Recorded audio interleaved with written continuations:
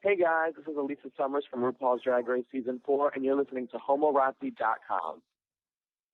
Good morning, Alisa. How are you? Good, Tommy. How are you, baby? I'm doing good, thank you. So we saw last night's premiere. Yes. How are you feeling about it? I'm actually feeling pretty good. Out of thousands and thousands of girls that audition, I made it to TV, and being able to see myself just trapped in my little TV box that's amazing. I feel like I've made it. I will be a household name, and I can't be upset. It was a great experience, and I got to share it with my friends, and I feel great today. Good. Well, that's awesome. So let's get a little bit of backstory on you. So you are from Florida, correct? Yep, I'm from Tampa, Florida. And how long have you been doing drags?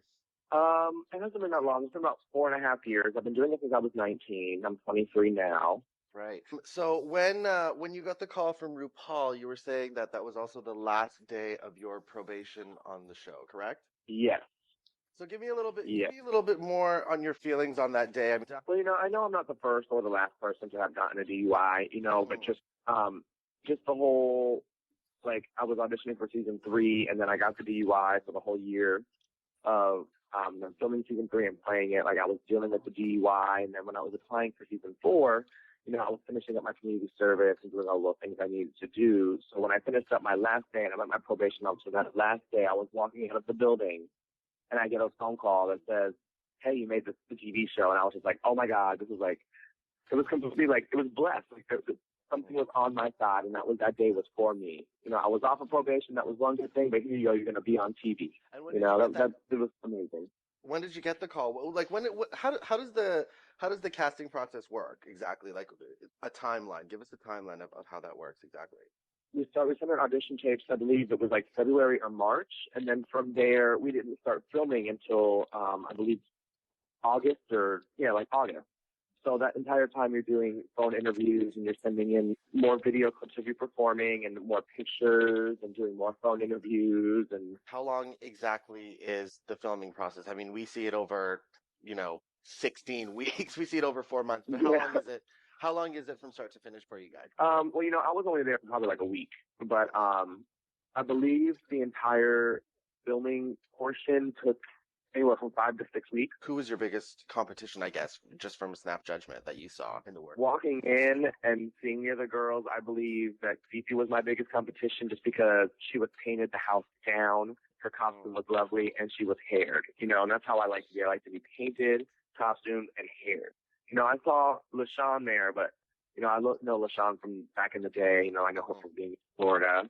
So I know what she can do. I wasn't really threatened by her. And then you had, Milan, Jiggly, Madam LaQueer, and Willem in there. And I'm like, I could take those girls. Right. But really, she was the only one I was like, oh, shit, I better watch out for that bitch. They cut a lot of it out, but I was sitting at the corner of the table. I'd just be looking over at Fifi, scoping her out, looking at her drag, trying to clock. So, and then after the rest of the girls came in, when all of you guys were together, what were your opinions about the other? After I came in, I felt everybody was really diverse. We had Chad, who was a little bit older, but when she walked in, you thought immediately Cher. And as far as Dita, she had a really good energy, but her look wasn't together for me. It was a jacket and some pants, and I was really excited to see Latrice walk in. I know Latrice from back in the day also, from the pageant scene here in Florida. And to see her there, I was like, yes, one of these Florida bitches are going to turn it. I would love to see Latrice win this. When you got your first challenges, what were your feelings on it? Did you feel, I mean, we saw you kind of grabbing for everything in that brilliant zombie hotel scene. That was one of the best scenes on that show that's ever happened. Let me tell you, they brought us, they take us from the studio and they're driving us, and the areas start getting more hood and more hood. And we're like, where are we going? And we park in this corner and they bring us to this hotel. They made it look really nice on TV. It was nasty. And we were trying to scope everything out. We know it's going to be a sewing challenge. We're going to have to, grab things to create something. And we're looking, and I remember Fifi and I were like, there's 13 doors and there's 13 of us. Probably each are going to have a room and grab whatever we can. We're trying to figure out what it is. And then she goes, drag queen zombies. And they open them doors and it's all the formers. I didn't expect to see all those formers. Yeah. So we were walking around. I'm trying to have conversations with them. And they're like, and then just wrap up. Yeah. Okay, so after all of that in the workroom and stuff, you went on to the runway. So when the judges were critiquing you and were announcing that you were one of the bottom, how did you feel about that?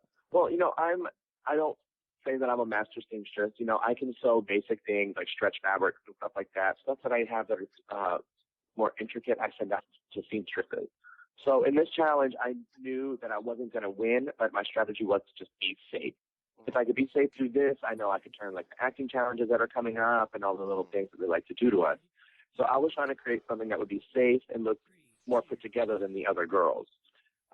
When they called the top and bottom, I figured, okay, I can't be top three, so I'll probably be in third place, and then the other two girls will lip sync for their life.